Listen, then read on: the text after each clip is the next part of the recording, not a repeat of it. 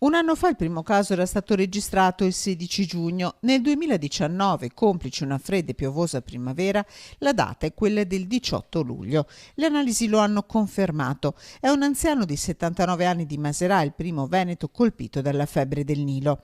L'uomo è ricoverato nel reparto di malattie infettive dell'azienda ospedaliera di Padova. Adesso sono in corso ulteriori accertamenti e mantenendo la privacy del paziente, diciamo che la situazione è sotto controllo. Si attendono ora nuovi accertamenti clinici per capire se si tratta o meno della forma neuroinvasiva. E nella maggior parte dei casi sono infezioni molto semplici, tipo delle influenze caratterizzate da febbre elevata, magari da un rash cutaneo fugace, piuttosto che da cefalea, da ingrossamento dei linfonodi o piuttosto da una sindrome gastroenteritica, e solo in una piccola percentuale dei casi, addirittura inferiore all'1%, si hanno le forme neuroinvasive, che sono quelle più impegnative, più pericolose anche per la prognosi del paziente. I sintomi in questo caso sono diversi: decadimento neurocognitivo, perdite di forza agli arti inferiori, alterazioni della vista.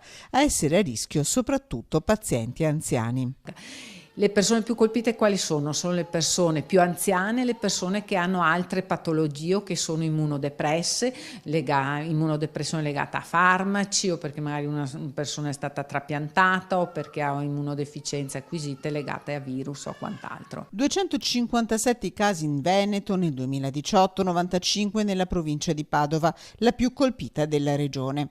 E intanto, in via precauzionale, il Centro Nazionale Sangue invita tutti i donatori della provincia di Padova o che abbiano soggiornato almeno una notte nell'area interessata a sottoporsi al test NAT sul sangue prima di una donazione.